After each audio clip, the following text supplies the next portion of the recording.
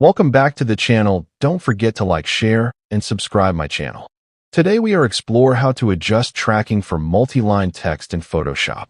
Now I open Photoshop and create a medium canvas for a paragraph-based design. First I type a multi-line paragraph using a clean sans serif font. Then I highlight all the text and adjust the tracking slider to space letters evenly.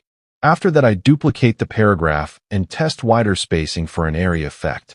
Now I observe how tracking interacts with line spacing and readability. Next I apply layer styles like subtle inner shadow or gradient overlays to enhance aesthetics. Then I align the text blocks using guides to maintain symmetry.